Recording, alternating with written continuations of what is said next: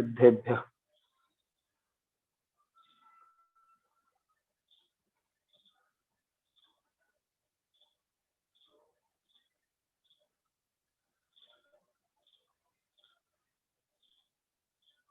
णमेयोण जिणवरिन्दे नरसुरभवनिन्दवन्दे सिद्धे वोच्छामि भावपाहुड से वंद से शिरसा।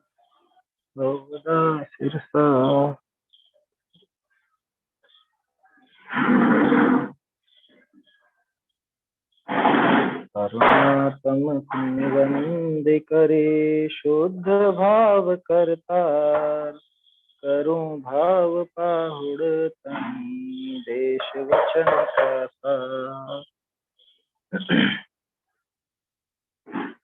भाव पाहुड़ ग्रंथ पर अपनी चर्चा चल रही है। इसमें अपन देख रहे हैं, अब आचार्य देव उदाहरण दे रहे हैं।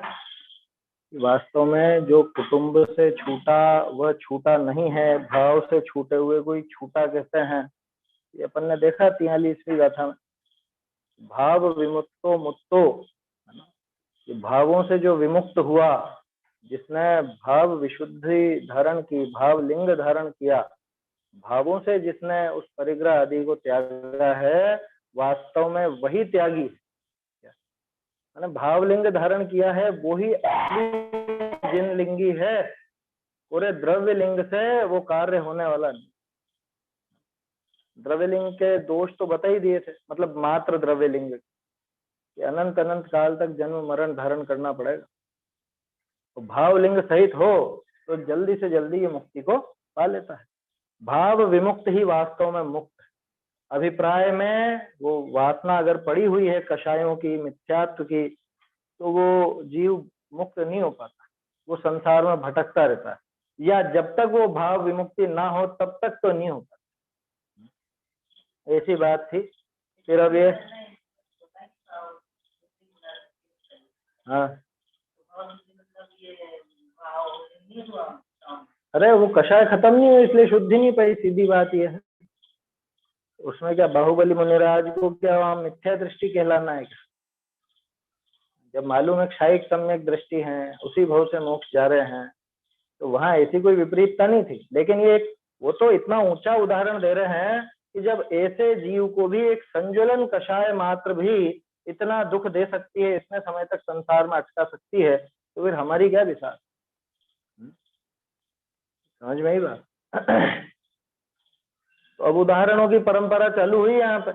इन उदाहरणों से ये कथाएं निकली हैं, जो भी हमने बाद में पढ़ा है, चाहे वो पद्म पुराण हो, चाहे आदि पुराण हो, चाहे हरिवंश पुराण हो, या जो कथा कोश हैं तरह तरह के, आराधना कथा कोश, बृहद कथा कोश इत्यादि बहुत सारे हैं, पुण्याश्रव कथा कोश।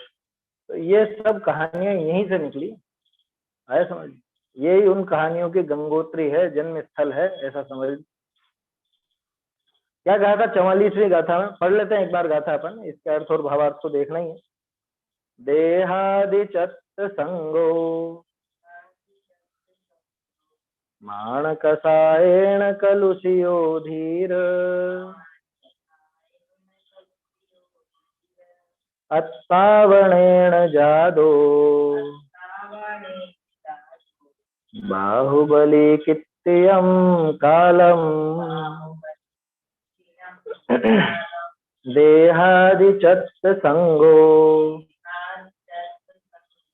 माणकसायेण कलुषियो धीर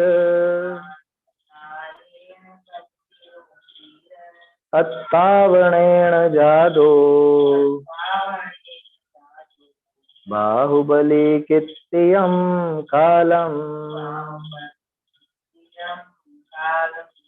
बाहुबली ने मान बस घर बार ही सब छोड़, तप तपा 12 मास तक ना प्राप्ति केवल ज्ञान। मान बस नहीं होगा, ये मान वश होगा मेरे ख्याल अनुवाद में।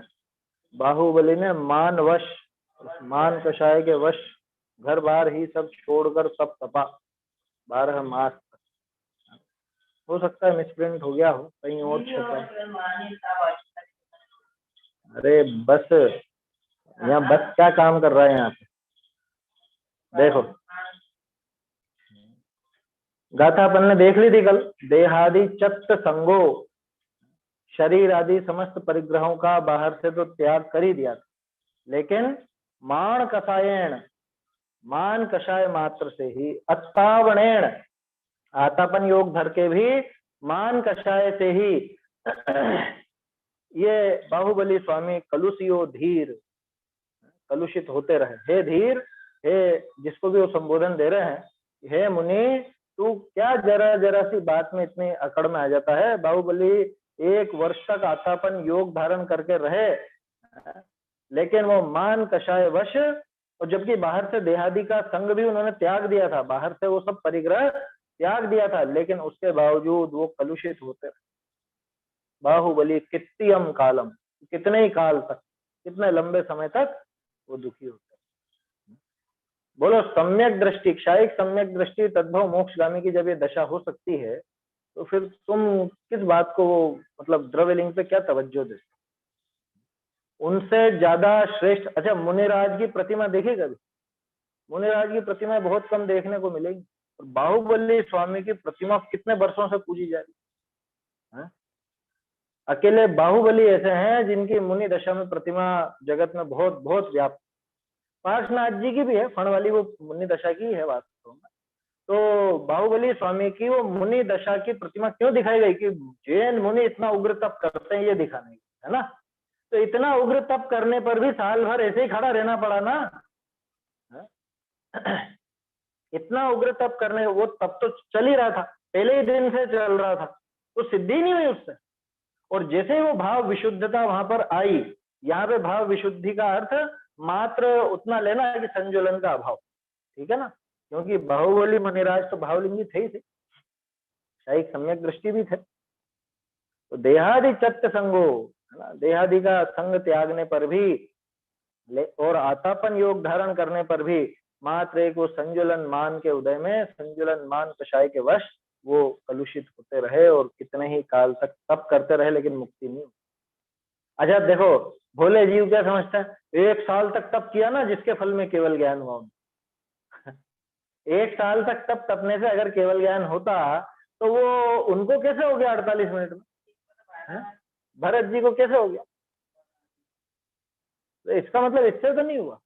और आदिनाथ जी ने तो 1000 वर्ष तक तप किया, 1000 वर्ष का आता है ना उनका, तो 1000 वर्ष तक तप किया, तो उनके कैसे इतना समय लग गया? तो कहने का अर्थ यह है कि बाहर के उस द्रव्य लिंग से कुछ भी नहीं हुआ।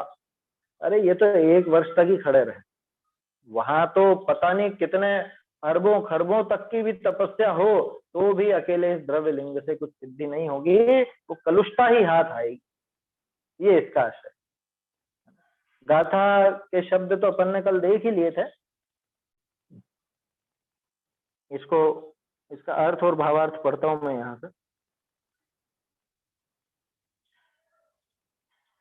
44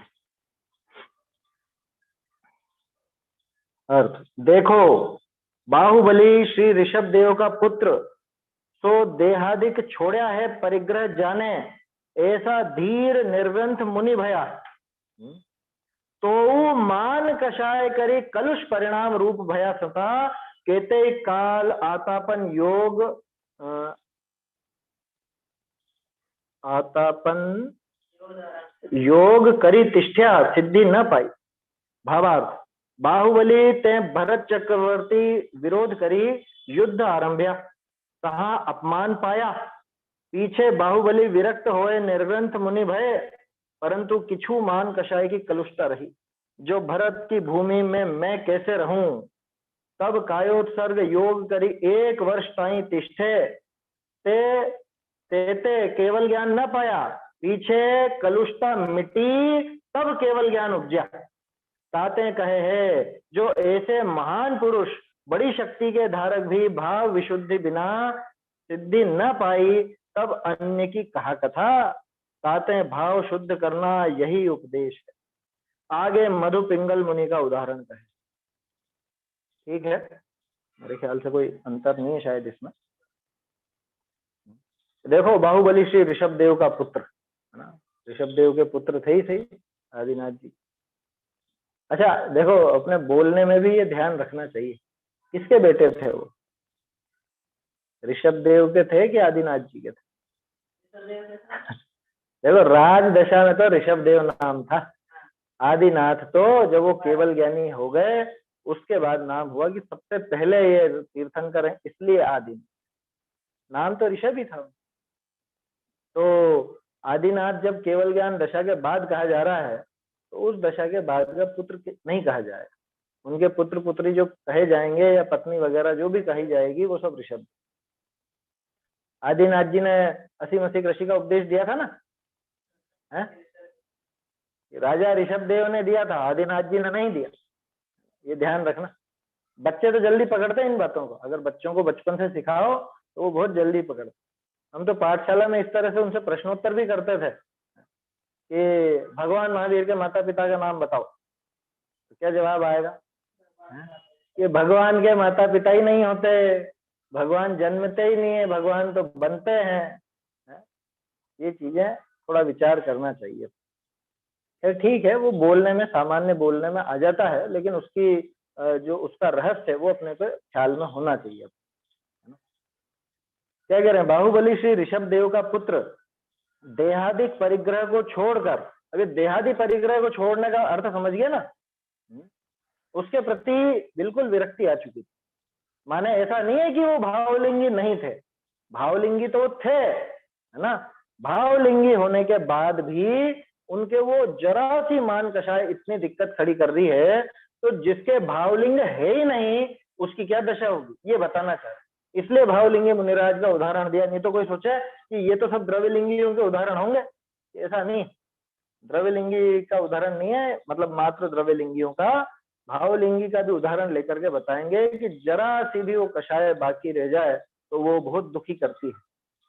तो फिर जिसके पूरी बाकी हो, जिसके भावलिंग हो ही नहीं, भाव विशुद्धि हो ही नहीं, जबकि इनके तो भाव विशुद्धि थी, 3 कषाय चौकड़ी जितनी तो थी सही, है ना, एक वो संजुलन मात्र की थी थोड़ी सी कलुषता, तो वही उनको अटका के रख रही थी।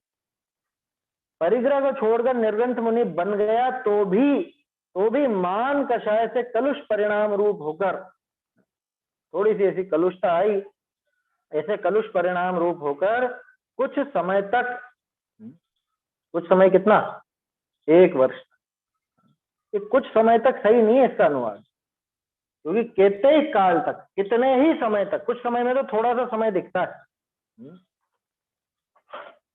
कुछ समय के स्थान पे तो देखो इसमें क्या पढ़ा था अपन ने, कितने ही समय तक, ऐसा था ना,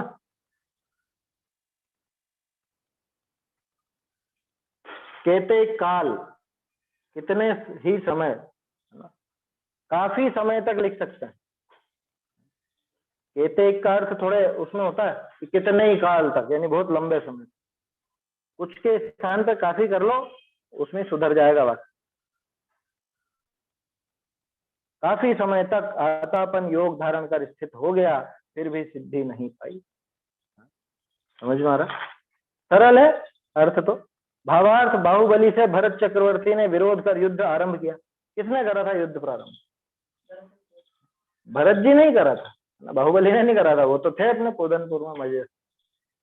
इनने दूत भेजा, भैया तुम मान जाओ, ये चक्र आगे नहीं बढ़ रहा है, चक्र रत्न की विधि पूरी होने दो, ये सबको बराबर बराबर देखे गए, मैं क्यों छोड़ू मेरा हिस्सा, आया समझ में, मैं क्यों अधीनता स्वीकार करूं, ये राजा तो तुम ही रहोगे यहाँ के, है ना, लेकिन अपने भरत जी को अपने ऊपर स्वीकार करो, मैं क्यों करूं स्वीकार। भरत जी बड़े थे, उम्र में भी बड़े थे, पद में भी बड़े थे, हैं, वो सारी बातें थी, लेकिन मैं क्यों करूं आया समझ में। तो वो मान पहले से ही था वैसा, तो हालांकि क्षयिक सम्यक दृष्टि थे, तो क्षयिक सम्यक दृष्टि के भी वो हो सकता है, उतना उस भूमिका में संभव है। अरे युद्ध तक हो गया और क्या लो। अच्छा दोनों को मालूम है कि दोनों तद्भव मोक्षगामी है ना, और दोनों को मालूम है कि हमारे हथियार एक दूसरे का कुछ भी नहीं बिगाड़ पाए। क्यों नहीं पता थी? वहां के चक्रवर्ती तो उस समय पे उनके क्या बोलते हैं, समोसरण तो लग ही गया था आदिनाथ जी। उसमें क्या ये बातें नहीं पूछी होंगी?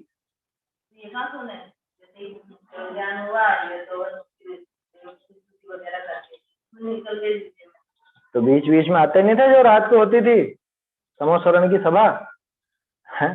वो तो सब मालूम तो रहता ही, उसमें कोई विशेष बात नहीं है।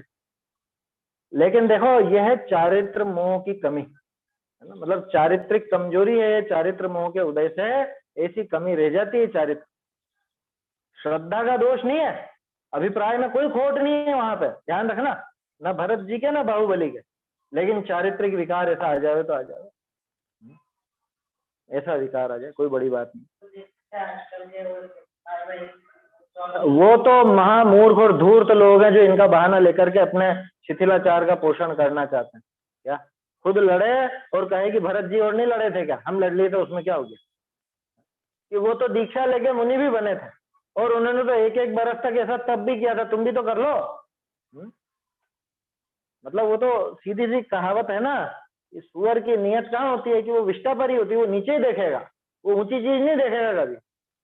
महापुरुषों के उदाहरण लेना हो तो उनके ऊंचे कार्यों के उदाहरण लेना, उनके भोगों के उदाहरण मत लेना कभी। क्या सज्जन व्यक्ति की ये निशानी है, वो महापुरुषों के उदाहरण लेगा तो आगे बढ़ने के लिए लेगा, ना कि अपने भोगों का पोषण करने के लिए।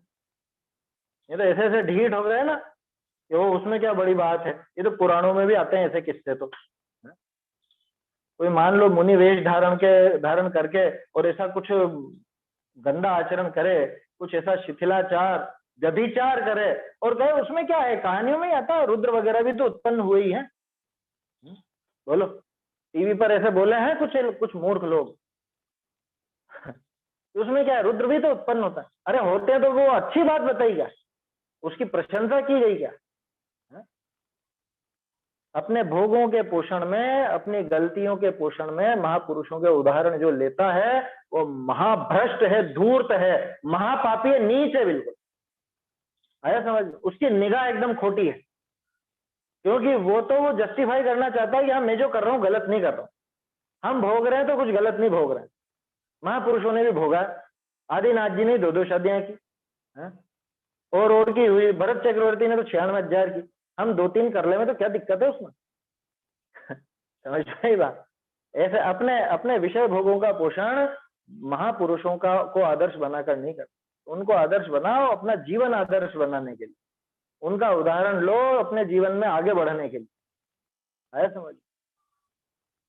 तो बाहुबली से भरत चक्रवर्ती ने विरोध कर युद्ध आरंभ किया, और उसकी एक अल्टरनेट कथा भी चलती है ना, वैकल्पिक कथा चलती है भरतेश वैभव में।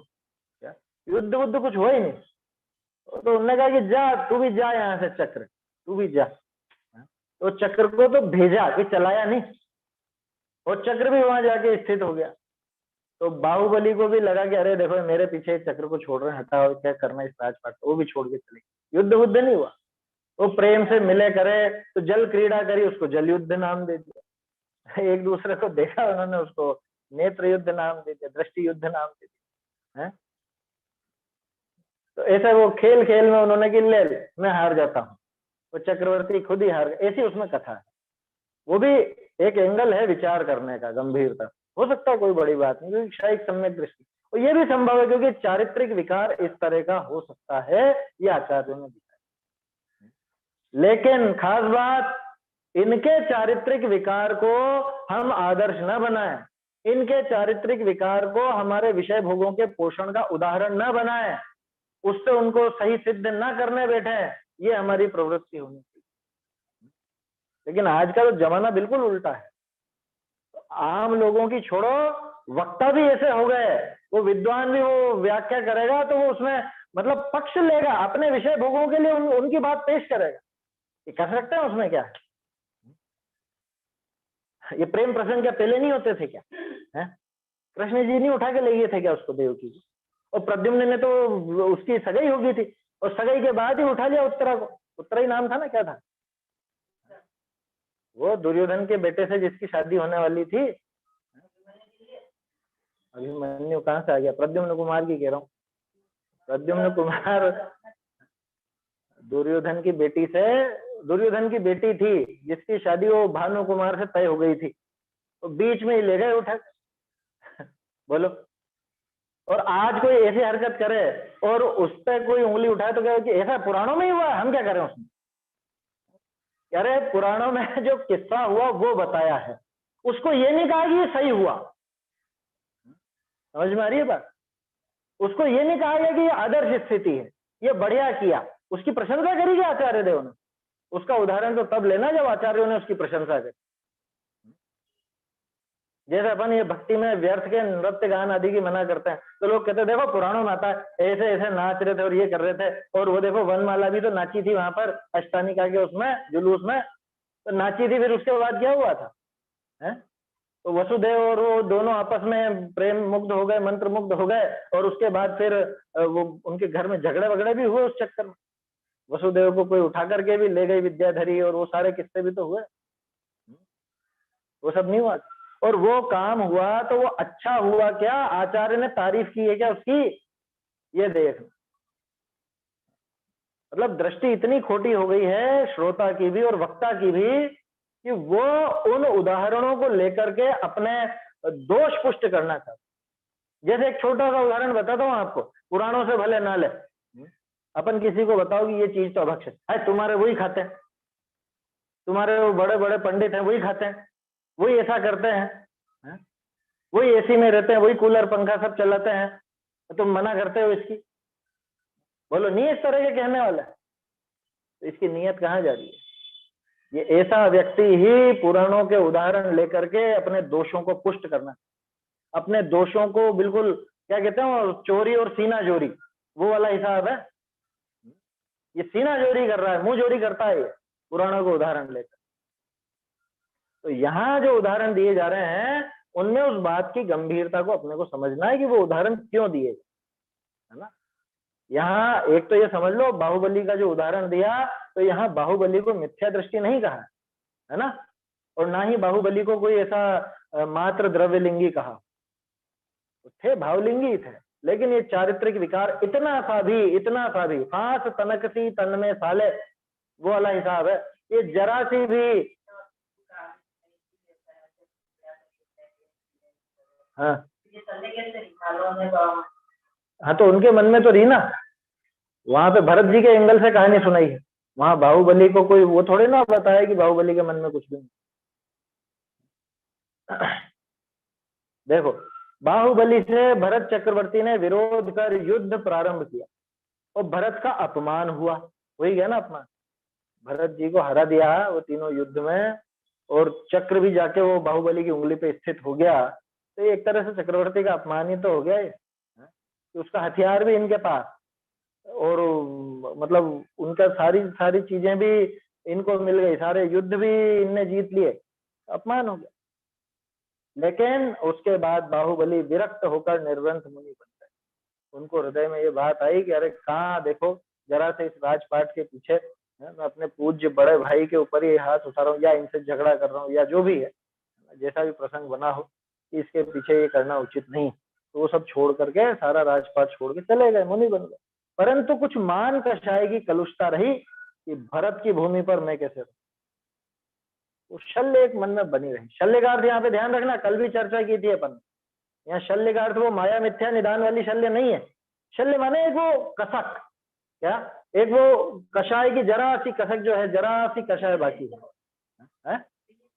हाँ, टीस है वो, एक मन में जरा सी टीस बनी हुई है। वो कोई ऐसी नहीं है कि उससे मिथ्या दृष्टि हो जाए या उससे आत्मलीनता में बाधा है, लेकिन है तब तक वो केवल ज्ञान आदि अनंत सुख प्राप्त नहीं कर सकते। इतनी बात कि मैं भरत की भूमि पर कैसे रहूं। तब कायोत्सर्ग योग से 1 वर्ष तक खड़े रहे कि मैं जाऊंगा ही नहीं इधर से उधर, ये सारी भरत की भूमि है, मैं हिलूंगा ही नहीं यहाँ, है ना, हूं जहां पर स्थिर रहूंगा। ऐसे आतापन योग धारण करके स्थित होगा। ये कल्पना कर रहे हैं अपन कि ऐसा विचार भी कदाचित आया हो सकता है, जैसा भी उस भूमिका में संभव हो वैसा लेना। किंतु केवल ज्ञान नहीं पाया, पीछे कलुषता मिटी, वो शल्य मिटी, वो टीस मिटी, तब जाके केवल ज्ञान उत्पन्न हुआ। क्योंकि केवल ज्ञान पूरी तरह से भाव विशुद्धि में ही आता है, वहां पे एक रत्ती भर का भी मतलब इतना सा भी कंटक ना रहे, केवल ज्ञान का विरोधी कोई ना रहे, तभी जाके वो केवल ज्ञान आ सकता है। वो अनंत सुख तभी जाकर के आ सकता है, उसके बिना नहीं आ सकता। तो वो जब अंदर की वो कलुषता मिटी, तभी जाके केवल ज्ञान उत्पन्न हुआ। इसलिए कहते हैं, अब है मूल बात तो, है ना, ये इस लाइन से क्लियर हो जाती है पूरी बात। इसलिए कहते हैं कि ऐसे महान पुरुष, बड़ी शक्ति के धारक ने भी भाव शुद्धि के बिना सिद्धि नहीं पाई। जब उनको भी पूरी तरह से भाव शुद्धता नहीं हुई, तब तक उनको भी सिद्धि नहीं हुई, तब अन्य की क्या बात, दूसरों की क्या बात, दूसरों की क्या विषय उनका। इसलिए भावों को शुद्ध करना चाहिए, ये उपदेश है। जरा सी भी बाकी मत रखो, कसर मत छोड़ो। कषायों का नाश करने में, कषायों को खत्म करने में थोड़ी सी भी कसर बाकी मत रखो, ये उपदेश है। क्योंकि हल्की सी भी रह जाती है तो वो तो बाहुबली तक को नहीं छोड़ा कषायों ने, उनको केवल ज्ञान नहीं होने दिया। तो तुम इतनी कषायें लेकर के कहाँ जाओगे, इतनी अकड़ लेकर के कहाँ जाओगे, क्या करोगे इतनी अकड़ लेकर? मैं करूं जो सब सही, कोई मेरे से कुछ कह नहीं देवे, कोई मुझसे कुछ पूछ नहीं लेवे, ये कषाय लेके कहाँ जाने वाला है? इसलिए भावों को शुद्ध करना चाहिए, ये उपदेश। आगे मधु पिंगल मुनि का उदाहरण देता है। कहानियां बहुत आने वाली है अभी इसमें, और आपको अगर कथाओं में रस लगता हो तो आराधना कथा कोश, पुण्याश्रव कथा कोश, उनके अंदर इन सब की कहानियां भी दी है। यहाँ तो शॉर्ट में एक एक गाथा में नाम मात्र दिया, वहां पे आप डिटेल में भी पढ़ सकते हो। थोड़ी बहुत कहानी में अंतर मिल सकता है, यहाँ जो अपन पढ़े और वहां भी पढ़े, लेकिन आशय वो का वही आए। एक बात और बता दूं पहले ही, ये कहानी अब प्रारंभ हो इसके पहले, इन्हीं नामों के कुछ और भी आपको कथानक मिल जाएंगे, इन्हीं नामों के कुछ दूसरे। नहीं तो आप सोचने लगो नहीं इनका तो वो किस्सा हुआ था, ये तो वो थे, ये तो वो थे। अभी जैसे सगर की बात आएगी, हाँ, तो वो कोई सगर चक्रवर्ती की बात नहीं है, सगर नाम के जाने कितने राजा हुए होंगे। और एक जैसी कथाएं भी आपको अलग अलग नामों से मिलेगी, तो उसमें विचलित होने की जरूरत नहीं है। ये समझो कि एक ही नाम के कई व्यक्ति होते हैं और एक ही तरह के प्रसंग कई बार बन चुके हैं। अपन ने देखा तो है परावर्तन में, है हर जगह तो ये पैदा हो गया, हर समय में पैदा हो गया, हर तरह के विषय को भोग लिया, तो एक जैसे प्रसंग बनने में क्या बड़ी बात। जो रक्षाबंधन का प्रसंग है ना, वो अलग अलग नाम से बहुत सारी जगह पे मिल जाएगा आपको, नाम भी अलग अलग मिलेगा, वहां पे अकंपन आदि नाम नहीं मिलेगा। ऐसी ऐसी कथाएं भी आगे इनमें बहुत सारी कहानी आएंगी। चलो देखते हैं अब, है ना, मैंने सूचना दे दी आपको कि इसमें विचलित होने की जरूरत नहीं, आपको नाम अलग लगे तो, या उसी नाम से कुछ अलग कहानी मिले तो, क्योंकि एक ही नाम के तरह तरह के जीव। महुपिंगो नाम मुनि देहाहारादि चित्त वावारो सवणत्तणं पत्तो अणियाणमित्तेन भवियणुय महुपिंगो नाम मुनि देहाहारादि चित्त वावारो श्रवणत्तणं पत्तो अणियाणमित्तेन भवियणुय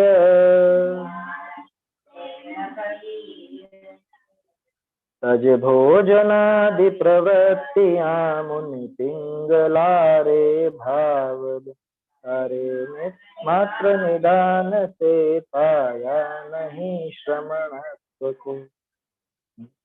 महुपिंगो, मधुपिंगल, मधुपिंगल की कथा मिल जाएगी आसानी से आपको। मधुपिंगल नाम मुनि, मधुपिंगल नामक मुनि, मुनि हो गया था द्रव्य लिंग से, ठीक है, द्रव्य मुनि हो गया, भाव लिंग तो था नहीं। कैसा था? देह आहार आदि चित्त वावारो, चित्त नहीं चत्त होना चाहिए मेरे ख्याल से, एक सेकंड देखते हैं इसको।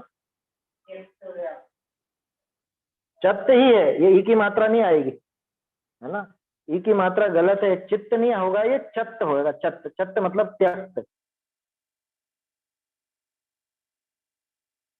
महुपिंगो नाम मुनि, यानी मधु पिंगल नामक मुनि देह आहार आदि चत्त वावारो, पिछली गाथा में भी चत्त शब्द आया था, देहादि चत्त संगो, चत्त माने त्यक्त, जिसने त्याग दिया है। देह आदि का, देह आहार आदि का व्यापार, वावारो यानी व्यापार, देह शरीर है ना, आहार भोजन, इनका जो व्यापार, इस व्यापार को जिसने त्याग दिया है, चत्त यानी त्यक्त, त्याग दिया है, देह आहार आदि का व्यापार जिसने त्याग दिया, ऐसा मधु पिंगल नामक मुनि, बाहर से सब छोड़ दे, देखो कोई शरीर की शुश्रूषा नहीं, कोई सजना संवरना नहीं, बाहर से नग्नता धारण कर ली है, और आहार आदि भी छोड़ दिया, बहुत बहुत उपवास वगैरह भी करे, खूब तप करने वालों की कहानियां आएंगी इसमें, बहुत तप किया, लेकिन श्रवणत तणमण पत्तो, श्रवणत्व को, श्रमणपना यानी मुनिपना, भावलिंगी मुनिराज है ना, जैनी मुनि, तो जैन मुनिपना अण पत्तो प्राप्त नहीं हुआ, जैन मुनिपने को प्राप्त नहीं, क्यों? नियाण मित्तेण, नियाण मतलब निदान, निदान मात्र से, सिर्फ एक वो निदान की भावना, निदान तो खतरनाक, वो असली शल्य है, या वो माया मिथ्या निदान वाली शल्य है ना, वो है ये। बाहुबली में जो अपन ने शल्य की बात की, बाहुबली की कथा में, उसमें वो शल्य नहीं थी, उसमें तो सिर्फ नाम लिया अपन।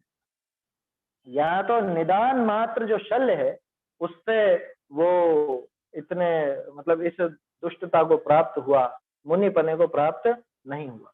भवि अणुय, भवि माने भव्य, अणु यानी नुत, नुत यानी नमस्कार किया गया, भव्यों के द्वारा नमस्कार किए गए हे मुनि, ये मुनिराज को संबोधन दे रहा है। तू इतने में संतुष्ट मत हो जा कि लोग आकर के तुझे नमस्कार कर रहे हैं, भव्य जीव तुझे नमस्कार कर रहे हैं, इतने मात्र में तू संतुष्ट मत हो जा। एक मधु पिंगल नाम का मुनि था, जो कि देह आहार आदि सभी व्यापारों का त्यागी था, उन सबको छोड़ चुका था, लेकिन निदान मात्र के भाव से, ऐसे पूज्य पने के भाव से, ऊंचा उठने के भाव से, अपने तप के फल में कुछ विशेष मिल जाए, इस भाव से, निदान तो उसी का ही नाम है ना, मेरे तप का फल ऐसा हो, ऐसी भावना, तो उस निदान मात्र के भाव से वो श्रमणत्व को प्राप्त हुआ। नहीं हुआ होगा श्रमणत्व को प्राप्त, उससे क्या मुनि तो बन गया। यार मुनिपना ही श्रमणपना है, श्रमणपना माने भावलिंग, आया समझ? श्रमणत्व माने भावलिंग, कि वो भावलिंग को प्राप्त नहीं हुआ, हो ही नहीं पाया। किस वजह से? क्योंकि निदान पड़ा था उसके दिमाग, निदान बंद किया था उसने, इस वजह से वो श्रमणत्व को प्राप्त नहीं हुआ। हे भव्य जीवों के द्वारा नमस्कार किए गए मुनि, तो इससे शिक्षा ले, द्रव्यलिंग की तरफ रुझान मत रख, भावलिंग की तरफ रुझान। तो द्रव्यलिंग में दोष लगने दे, ये बात ही कहाँ आई? जिसका भावलिंग सुधरेगा, द्रव्यलिंग तो अपने आप सुधर जाएगा, वो तो पहले ही सुधरा रहेगा। यहाँ तो बात है कि द्रव्यलिंग तेरे हाथ की बात नहीं है, तेरा कर्तव्य नहीं है, तू भावलिंग पर ध्यान दे, द्रव्यलिंग अपने आप बन जाएगा। ठीक है, गाथा सरल है, इसका अर्थ और भावार्थ दोनों पढ़ता हूं मैं यहाँ से। अब तो कथाएं हैं, पढ़ने में ही समझ में आ जाएंगी, पूरी कहानी क्या है वो इसलिए नहीं बता रहा हूँ कि अभी रीडिंग में आई जाएगी सारी बात। देखिए अर्थ, मधुपिंग नामा मुनि है, सो कैसा भया। अच्छा, इन्होंने तो मधुपिंग ही लिखा था, और गाथा में भी महुपिंगो ही है, ठीक है, वो बाद में पिंगल चल गया उसका नाम, इसमें लिखा है अनुवाद में, लेकिन जयचंद जी ने मधुपिंग ही लिखा था, और गाथा में भी मधुपिंग ही है, संस्कृत में भी मधुपिंग दिया, कोई दिक्कत नहीं, वो तो नाम है, उसमें कोई विशेष फर्क नहीं पड़ता। मधुपिंग नामा मुनि है, सो कैसा भया, देह आहार आदि विषय छोड़ा है व्यापार जाने, तो निदान मात्र करी भाव श्रमणपना को प्राप्त न भया। ताही हे भव्य जीव, हे भव्य जीवनी करी नमने योग्य मुनि, तू देख, हे भव्य जीवों से नमने योग्य मुनि, तू उसको देख, किसको? उस मधुपिंगल। अरे यहाँ तो ये पूरा एक ही उदाहरण है, भाव श्रमणत्व को प्राप्त नहीं हुआ मधुपिंगल, तू उसको देख, इसको देख मतलब इससे शिक्षा ले इस बात क्या कि वो भावलिंग धारण किए बिना वो इतना उत्कृष्ट तप तपता था, क्या शरीर और आहार सबका व्यापार जो छोड़ चुका था, है ना, आहार आदि नहीं करता था, ऐसा था वो मधुपिंगल।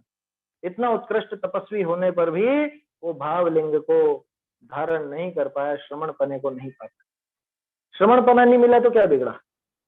अरे वो मुनि हो गया लेकिन मोक्ष नहीं जा पा रहा है।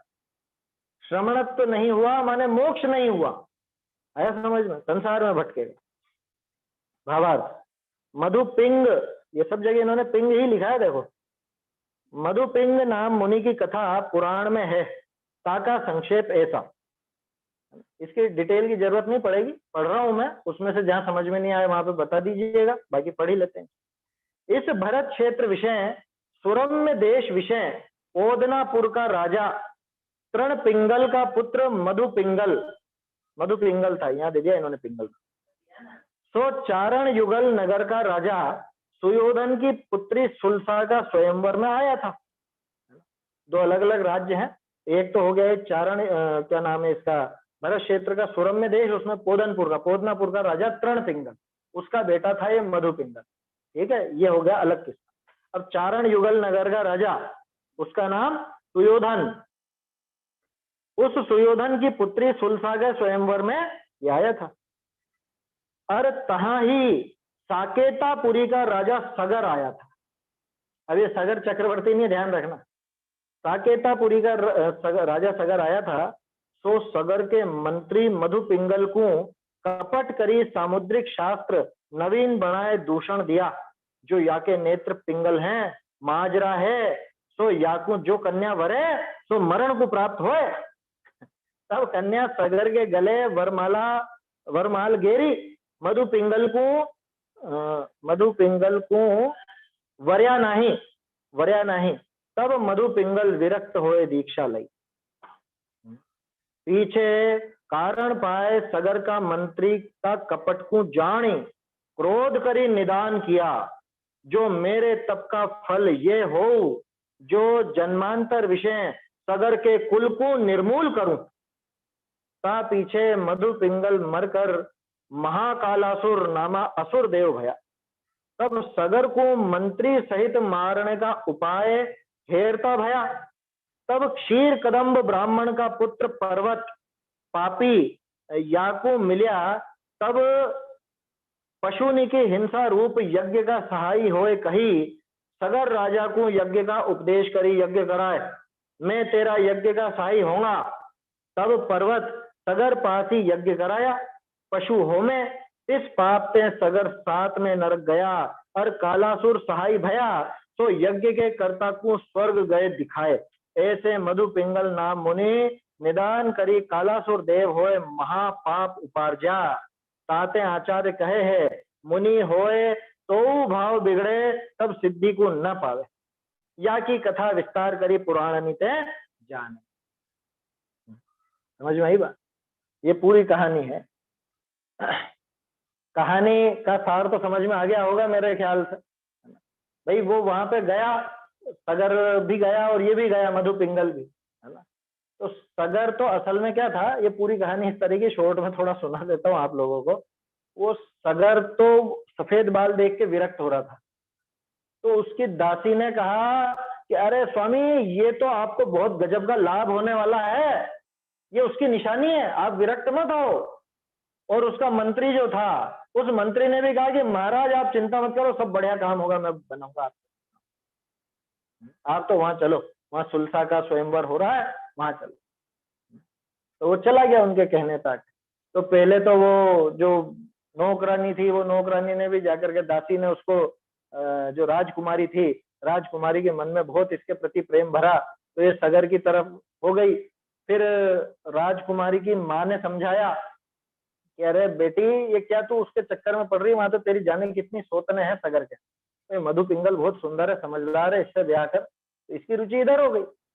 तब फिर वो दासी ने कहा कि अपना तो प्लान पूरा फेल हो गया है। तब वो मंत्री आया था, उस मंत्री ने कहा कि आप चिंता मत करो, है ना, मैं कराऊंगा आपकी शादी। तो उसने एक झूठा सामुद्रिक शास्त्र माने जिसमें शरीर के लक्षण वगैरह का वर्णन होता है, वो बनाया और जमीन में गाड़ दिया, और फिर लोगों से निकलवा दिया ऐसे झूठे, जैसे आजकल बहुत से लोग निकलवा देते हैं ना, प्रतिमा निकली, तो ऐसे उसने निकलवा दिया, अरे देखो देखो ये शास्त्र निकला, पुराना सामुद्रिक शास्त्र, इसको पढ़ो। तब इसकी आंखें क्या थोड़ी सी पीली होंगी, या कुछ ऐसी मंजरी बोलते हैं, मंजरी है, मंजर बोलते हैं हमारे यहाँ पे, जिनकी आंखें थोड़ी ऐसी होती है, मंजरी आंखें। तो वो मंजरी आंखें थी इसकी मधु पिंगल की। तो उसने उसमें लिखवा दिया कि जिसकी आंखें ऐसी मंजरी होती हैं उसकी पत्नी तो मर जाती है उसकी पत्नी जल्दी मर जाती है, वो ज्यादा जीवित नहीं रह पाती। तो ऐसा उसमें लिखवा दिया था उसने। तो वो ग्रंथ निकला बता करके, और फिर वो उन लोगों के भी डर बैठ गया कि अरे नहीं नहीं, अपनी राजकुमारी बेचारी मर जाएगी, इससे शादी मत करवाओ। तो वो फिर वो सगर के गले में वरमाला डाल दी और ये सब। तो ये कांड उस मंत्री ने करा सगर के लिए, और सगर से शादी हो गई। ये बात मधु पिंगल को तत्काल पता नहीं चली। मधु पिंगल तो विरक्त होकर के मुनि बन गया था, लेकिन बाद में पता नहीं कैसे पता चल गई उसको।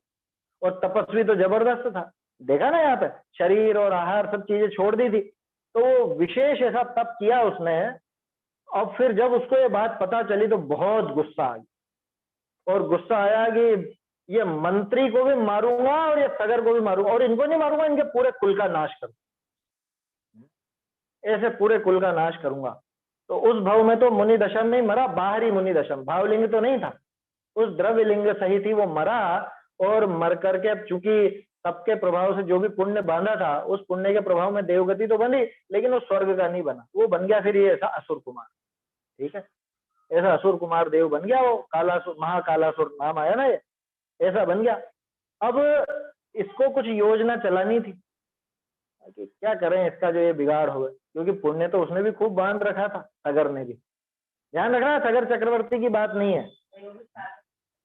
कौन? हाँ तो गया ना।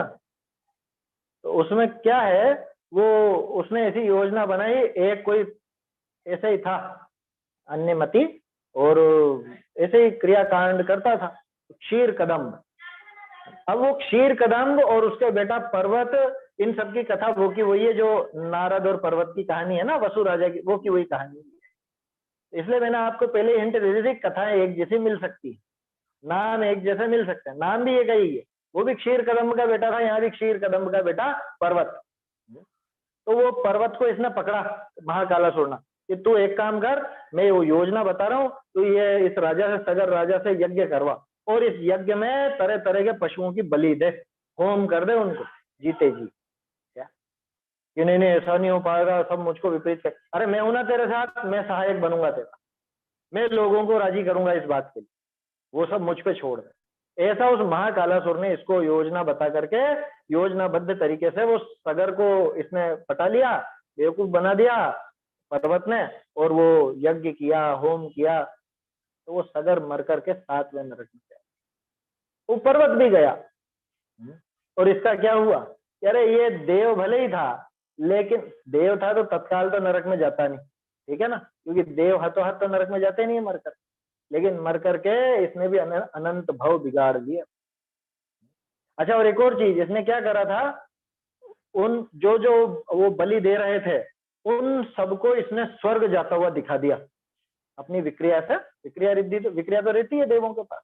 तो असुर कुमार, उसने महाकालासुर ने उनको स्वर्ग जाता हुआ दिखा दिया, उन पशुओं को और दूसरे लोगों को कि जिन्होंने भी देखो ये होम करे थे ऐसे ऐसे, वो सब स्वर्ग गए हैं, इसलिए सब लोग मिलके होम करो, ऐसा करो वैसा करो। तो परिपाटी चल। तो एक कल्पना तो ये है कि उसी टाइम से ये पशुओं को यज्ञ में होमने की पद्धति चल पड़ी। एक कल्पना वो है जो वो नारद और पर्वत का किस्सा हुआ वसु राजा का, उससे भी हुआ हो। वो जब इसीलिए केनाथ कहते 100 कंजर एक मंजर कहने लग गए हाँ वो भी हो सकता है, कोई बड़ी बात नहीं है। वो जब से चल गया मधु केनाथ। पिंगल का जो, हाँ, अरे ये मंजर है, 100 कंजर से भी नहीं जीता जाएगा जबकि वो तो एक आंखों का रंग है, उसमें क्या हाँ, विशेष बात। पर ये केनाथ जैसे इसमें बना दी तो वो प्रचलन चल जाता है, जो चली जाता है गलत भी। हाँ चल जाए, भले वो जीव सीधा ही हो, मंद कसाई हो, लेकिन फिर भी उसके लिए ऐसा कह दें, 100 कंजर एक मंजर, उसमें कोई ऐसी विशेष बात नहीं हो, तो कहावत चल पड़ी। तो खैर ये इस तरह का किस्सा हुआ। तो इसमें मूल बात यह है कि वो मधु पिंगल मुनि हो गया था ना, द्रव्यलिंग में तो कोई कमी थी नहीं उसके, द्रव्यलिंग पूरा था, तप भी जबरदस्त किया, आहार छोड़ दिया, शरीर का कोई कार्य नहीं करता, वो सब छोड़ करके महातपस्वी हुआ, लेकिन मुक्ति गया क्या, उल्टा इतने खोटे काम कराए बाद में जाकर। समझ में आ रही है बात? माने अगले भाव में भी उसने बिगाड़ ही बिगाड़ किया, इसलिए इस द्रव्य लिंग पर मोहित मत हो, ये बता रहे हैं यहाँ तक। निदान बांध लिया ना, इस कारण सारा हो गया ये। निदान बांधा बांधा। तो गलती तो खुद की है। हाँ, गलती है निदान खुद की, किसने बांधा? जिससे हो हाँ गए सर। हाँ, निदान बांध करके वो तो देव तो बन गया, देव बन करके उसने उसके कुल का भी नाश करवा ही दिया एक तरह से। कुल का नाश किया, उसने खोटा काम किया तो उसका तो पाप का फल मिलना ही मिलना। गया वो खुद के भावों से ही, वो सगर जो नरक में गया, 7वें नरक में, तो गया खुद के भावों से ही है। आया समझ में? कोई इसने पकड़ के भेज दिया वैसा नहीं है। इसने तो योजना बनाई और वो योजना के चक्कर में आ गया। वो अगर नहीं आता इस चक्कर में तो नहीं जाता, सीधी सी बात है। तो आशय क्या है गाथा का? गाथा का आशय ये कि इतना महातपस्वी होकर के भी आगे कैसे खोटे भाव की और कैसा खोटा काम कराया। इसलिए द्रव्य लिंग पर मोहित मत हो, इस द्रव्य लिंग से सिद्धि होने वाली नहीं, ये समझना है। तो ऐसे ये 2 उदाहरण अपन ने देख लिए। अभी आगे और आएंगे, बहुत सारे उदाहरण आएंगे। अब आगे वशिष्ठ की आएगी कथा। वशिष्ठ नाम अन्य मत में भी प्रचलित है वशिष्ठ, है? और यहाँ पे भी ये वशिष्ठ नाम का एक मुनि हुआ, उस वशिष्ठ मुनि की कथा यहाँ पे आएगी, उसको कल देखेंगे। गाथाएं बोल लेते हैं एक बार दोनों। देहादिचत्त संगो माणकसायेण कलुषियो धीर अत्तावणेन जादो बाहुबली कित्तियम कालम। बाहुबली ने मानवश घर बार ही सब छोड़ कर तप तपा 12 मास तक ना प्राप्ति केवल ज्ञान की। महुपिंगो नाम मुनि देहाहारादिचत्वावारो सवणत्तणं न पत्तो ज्ञानमित्येण भवीयणुय तज भोजनादि प्रवृत्तिया मुनि पिंगलारे भावद। अरे मात्र निदान से पाया नहीं श्रमणत्व को। चैतन्य का स्मरण प्रतिक्षण ही करो रे। भव के अनंत दुख को क्षण में हरो रे। अक्षय अनंत निज सौख्य निधान पाओ। गाओ अरे नित इसी के गीत गाओ। ये सब कथाएं है ना, अपने घर में जो बच्चे हों उन बच्चों को भी सुनावे पढ़ावे तो उनकी रुचि भी लगेगी और विषय भी समझेंगे। जिनवाणी स्तुति। जिनवाणी जान सुजान रे, जिनवाणी जान सुजान रे। लाग रही चिरते विभावता, लाग रही चिरते विभावता। ताको कर अवसान रे, जिनवाणी जान सुजान। द्रव्य क्षेत्र अरुकाल भाव की, द्रव्य क्षेत्र अरुकाल भाव की। कथनी को पहचान रे, जाहि पिछाने स्वपर भेद सब, जाहि पिछाने स्वपर भेद सब। जाने परत निदान रे, जिनवाणी जान सुजान रे। पूरब जिन जानी तिन्ही ने, पूरब जिन जानी तिन्ही ने। भानी सरस्वती बान रे, अब जाने अरु जानेंगे जे, अब जाने अरु जानेंगे जे। ते पावे शिव थान रे, जिनवाणी जान सुजान रे। कह तुषमाश मुनि शिव भूति, कह तुषमाश मुनि शिव भूति। पायो केवल ज्ञान रे, यों लखी दौलत सतत करो भवी, यों लखी दौलत सतत करो भवी। जिन वचनामृत पान रे, जिनवाणी जान आन रे जिन वाणी